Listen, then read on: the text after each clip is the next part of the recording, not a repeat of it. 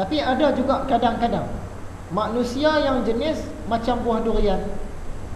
Di dalam dia tu elok, tapi di luar tu nampak macam tak elok. Ada juga. Ada juga manusia yang jenis mempelam air. Yang di luar tu nampak cantik, tapi bila kita potong di dalam, tengok ada ulat, ada lubang, ada hitam-hitam ni. Ada juga jenis begitu. Jadi kesimpulannya, biasanya penampilan seseorang manusia ni melambangkan isi hati dia.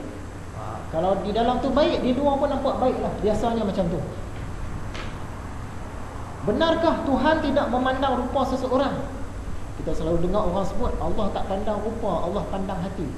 Ya, umumnya Tuhan tidak memandang rupa seseorang. Tapi kita kena faham rupa ni yang mana. Rupa ni benda yang asal-asal dah ada kat kita. Contoh rambut lurus, rambut renting, rambut rebang. Rupa yang tu Allah tak pandang. Kulit putih, kulit merah, kulit coklat, sawo matang, kulit hitam, Allah tak pandang. Hidung mancung, hidung penyek, tak ada hidung, Allah tak pandang. Sebab yang tu rupa memang Allah bagi. Tapi cara kita menghias rupa Allah pandang. Cara kita berpakaian, cara kita menampilkan diri kita, Allah pandang. Yang tu bukan rupa. Hadis riwayat Muslim dan Ibnu Majah. Sesungguhnya Allah Subhanahu wa taala tidak memandang kepada rupa paras dan hartamu, melainkan yang dipandangnya ialah hati dan amal perbuatan kamu. Hadis riwayat Muslim pula maksudnya, sesungguhnya Allah tidak melihat tubuh badan dan rupa paras kamu, tetapi dia melihat hati kamu. Jadi Allah memang dia tak tengok kita punya cantik ni, Allah tak tengok. Dia tengok hati. Tapi kita jangan salah faham, kita kata pakaian dengan penampilan pun Allah tak pandang juga. Yang tu dia tak termasuk rupa. Apakah rupa? Rupa ni adalah keadaan tubuh badan kita, seperti tinggi, rendah, putih, hitam, cantik, hodoh, kurus, gemuk dan lain-lain. Rupa ini umumnya diberi oleh Allah kepada kita secara semula jadi. Sebab itu ia bukanlah kayu ukur kepada keimanan seseorang. Rupa bukan cara kita menghias diri dan bukan cara kita berpakaian. Macam saya bagi contoh hari tu, saya tengok satu peristiwa, seorang perempuan ni tak pakai tudung pun, rambut panjang, baju ketat, seluar jeans. Dia ada bertikai apa entah dengan satu orang lelaki. Lelaki tu pakai kepiah putih, pakai jubah. Perempuan ni cakap Allah tak pandang rupa. Ni kepiah dengan baju jubah ni Allah tak pandang, Allah pandang hati. Sebenarnya salah. Kan? Kepiah dia tutup kepala tu sunnah, Allah pandang. Pakai jubah pun tutup aurat, Allah pandang. Rupa dia salah faham tentang konsep rupa. Rupa tadi yang muka lelaki tu. Allah memang tak pandang. Bentuk badan lelaki tu Allah tak pandang, kulit lelaki tu Allah tak pandang. Tapi dia tutup aurat sempurna tu Allah pandang. Yang perempuan ni dia salah faham. Allah tak pandang, Allah pandang hati. Allah tak pandang ni kepiah dengan jubah ni, Allah tak pandang. Dia salah faham. Sebenarnya Allah pandang. Sebab itu bukan rupa. Itu cara kita menghias rupa. Apakah cara menghias rupa yang dipandang oleh Tuhan? Contoh dia penampilan yang kemas, dah tentu dapat pahala. Bila dapat pahala, maksud dia Allah pandang lah tu. Rambut kemas, dapat pahala. Maksud dia Allah suka, Allah pandang. Janggut kemas, pakaian kemas, semua dapat pahala. Yang kedua, pakaian bersih. Dia pakai baju bersih, rambut dia pun bersih, tak bau busuk, dapat pahala. Maksud dia Allah pandang rupa. Allah pandang cara menghias rupa. Rupa Allah tak pandang umumnya. Menutup aurat, tutup aurat sempurna ke tak sempurna ke, buka aurat ke, Allah pandang. Meraihkan sunnah-sunnah Rasulullah dalam berpakaian, seperti menutup kepala, tak kisahlah tutup dengan topi koboi ke, dengan helmet ke, dengan kepiah ke, dapat pahala. Tapi kalau tutup dengan kepiah, dapat pahala lebih lagi, sebab Nabi buat macam tu. Dia sunnah-sunnah yang kecil-kecil ni. Memakai serban, terutamanya yang warna putih dan warna hitam, dapat pahala. Memelihara janggut dengan kemas. Kalau dia berjanggut pun tapi tak jaga dengan kemas, silap-silap boleh datang dosa.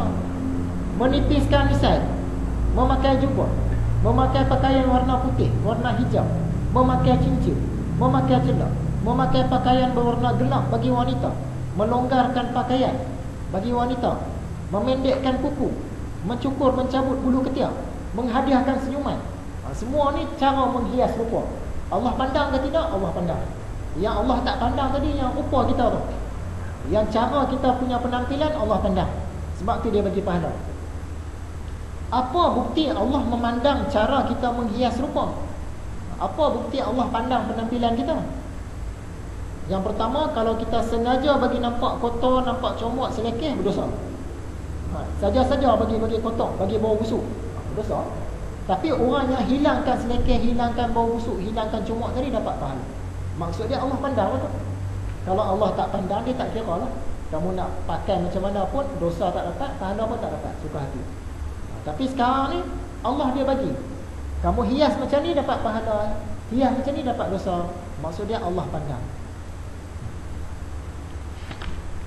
Yang kedua, tak tutup aurat, Allah kata berdosa. Maksud dia Allah pandanglah pakaian kita.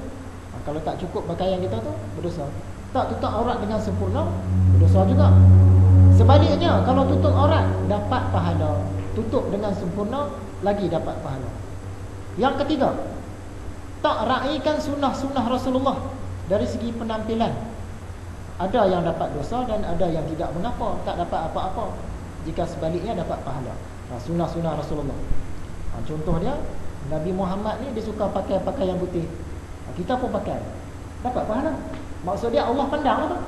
Kalau Allah tak pandang, pakailah warna apa pun dia tak pandang. Dia kata kamu pakai warna putih pun tak dapat pahala, pakai warna hijau tak dapat pahala, pakai warna merah celup pun tak dapat pahala, pakai warna apa pun tak dapat pahala. Itu baru betul kita kata Allah tak pandang penampilan seseorang. Macam kita senyum, jumpa orang senyum, dapat pahala. Itu penampilan kita lah tu. Dia bukan rupa. Rupa tadi memang Allah tak pandang umumnya, tapi penampilan kita Allah pandang. Jadi kita jangan salah faham. Sungguh pun Allah tak pandang rupa, Allah pandang hati. Tapi dalam masa yang sama Allah pandang penampilan kita. Tutup aurat ke, busuk ke wangi, kemai ke tak kemai, Allah pandang. Mana yang lebih menjadi tujuan antara pahala dengan kasih sayang Allah? Dalam tasawuf, pahala itu jadi perkara kedua. Kasih sayang Allah, kecintaan Allah nombor satu. Manalah tahu kita belajar esok ni sampai kita ke makam ini. Kita nak buat apa-apa pun kita mengharapkan kasih sayang Allah nombor satu. Itu jadi matlamat kita yang teratas. Sekarang ni kita masih pahala lagi kan? Kalau buat begini, baca Quran ni malam ni dapat pahala, nak baca lah. Yang pasal kasih sayang Allah tadi kita kurang. Kita kurang ambil tahu. Biasanya yang ambil tahu ni orang belajar tasawuf. Orang belajar tasawuf, dia nak baca Quran. Kenapa baca Quran ni? Sebab Allah suka. Dia tak kira pahala tadi, sebab Allah suka kalau kita baca Quran. Dan Allah cinta orang baca Quran. Jadi aku nak baca, sebab aku cintakan Allah. Yang tu yang jadi atas. Yang bawah tu, selain itu kita dapat juga pahala. Dia setara tu, dah beza lah. Ahli sufi, ahli tasawuf. Yang kita tadi, kenapa baca Quran? Oh, ini baca Quran ni dapat pahala. Kita tuju pahala tadi. Dia tak salah, cuma beza makam. Sekarang ni kita ahli biasa-biasa. Mungkin satu hari nanti kita sampai peringkat ahli tasawuf. Kita buat apa pun kerana kecinta kepada Allah. Sebab tu lepas ni nanti, lepas habis bab ilmu ni, kita akan masuk bab tauhid. Habis bab tauhid, terus kita masuk bahagian cinta. Sebab bahagian cinta ni jarang-jarang orang cerita, susah nak dapat. Lepas cinta, bab zuhud. Cerita zuhud pun jarang-jarang orang nak cerita. Sepatutnya lepas bab tauhid, dia bab sembahyang. Tapi bab sembahyang ni di mana-mana ada orang ajar. Kita pun pernah ajar dah kitab Munyatul Musalli di sini. Mudah nak cari. Di mana-mana tok guru ajar bab sembahyang. Tapi bab cinta pada Allah ni tak ada. Macam kita cerita tadi, matlamat kita sampai kita beramal ibadah tu kerana cinta kepada Allah, bukan kerana pahala tadi dah. Kalau Allah tak bagi pahala pun tak risau lah. Sebab matlamat dia cinta Allah, sampai situ. Tapi nak sampai ke situ tu jenuh. Ulama-ulama pun tak sampai. Kita harap-haraplah dapat sampai.